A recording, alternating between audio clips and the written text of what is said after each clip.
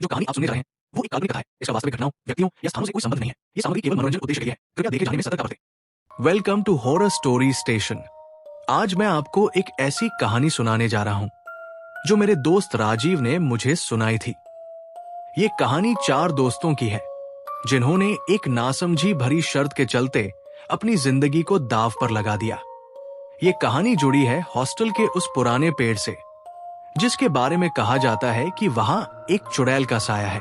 अब आपसे मेरा सवाल है, क्या कभी किसी ने आपको चेतावनी दी है जिसे आपने नजरअंदाज कर दिया हो और बाद में पछतावा हुआ हो? तो चलिए कहानी शुरू करते हैं। मेरे दोस्त राजीव ने ये कहानी सुनाई थी। वो और उसके 3 दोस्त विक्रम, आशु और कृष्ण गांव के बाहर बने खंडहर में बैठकर अक्सर शराब पिया करते थे। उसी खंडहर से कुछ दूरी पर था हॉस्टल का पुराना पेड़ जिसके बारे में कहा जाता था कि वहां एक चुड़ैल का साया है। उस रात शराब के नशे में उन चारों ने एक शर्त लगाई, जो रात 3 बजे हॉस्टल के पेड़ को छूकर लौटेगा वही सबसे बहादुर कहलाएगा। चारों दोस्त पेड़ तक गए, उसे छुआ और बिना किसी परेशानी के वापस आ गए। उस रात कुछ नहीं हुआ, लेकिन असली खेल 2 दिन बाद शुरू हुआ।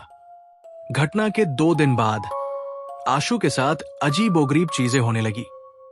रात को उसे ऐसा महसूस होता जैसे कोई उसके कमरे में खड़ा है। दीवारों पर हल्की हल्की खरोंचों के निशान बनने लगे।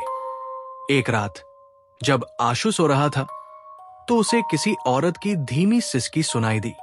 उसने आंखें खोली तो देखा कि कमरे के कोने में एक सफेद साड़ी पहने औरत खड़ी थी। उसके पैर जमीन पर नहीं टिके थे।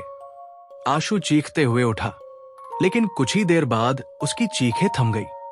अगली सुबह आशु अपने बिस्तर पर मरा हुआ पाया गया। दूसरे दिन विक्रम ने राजीव को बताया, 2 रातों से मैं सपनों में उस पेड़ को देख रहा हूं। वहां पेड़ की एक शाखा पर वो औरत बैठी होती है। उसकी आंखें अंगारों की तरह जल रही होती है।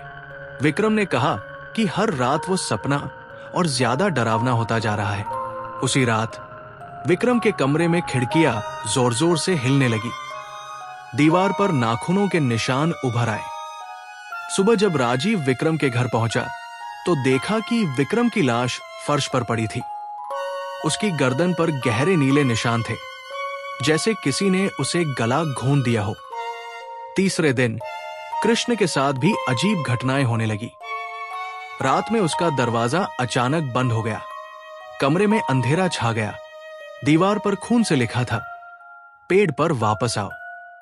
कृष्ण ने राजीव को फोन करके कहा, मुझे ऐसा लग रहा है जैसे कोई मेरे पीछे खड़ा है। मैं यहां नहीं रुक सकता।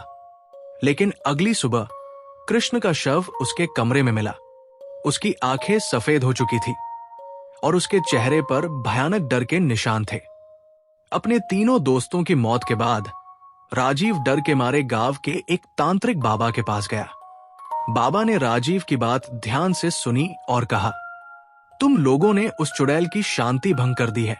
तुम्हारे दोस्तों की आत्माएं अब भी उस पेड़ के आसपास भटक रही है। मैं तुम्हें सच्चाई दिखा सकता हूं, लेकिन इसका असर तुम पर हो सकता है। बाबा ने कुछ मंत्र पढ़े और राजीव की आंखों पर राख लगाई। तभी राजीव को वो सब दिखाई देने लगा। आशु की चीखें, जब कमरे में चुड़ैल का साया उसे घोंट रहा था। विक्रम का दम घुटना, जब किसी अदृश्य ताकत ने उसे पकड़ लिया। कृष्ण का चेहरा, जब उसने दीवार पर खून से लिखे शब्द देखे। राजीव पसीने से भीग गया और घबराते हुए बाबा से बोला, बाबा मैं क्या करूं? बाबा ने कहा, उस पेड़ पर जाकर चुड़ैल की आत्मा को शांति देनी होगी। रात के 3 बजे राजीव और बाबा हॉस्टल के पेड़ के पास पहुंचे।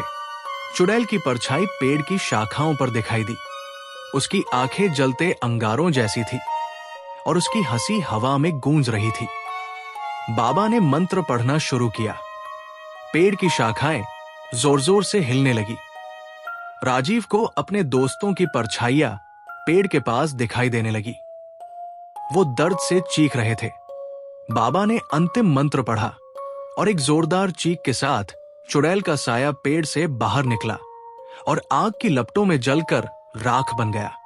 उस रात के बाद राजीव ने गांव छोड़ दिया, लेकिन उसने मुझे ये कहानी सुनाई।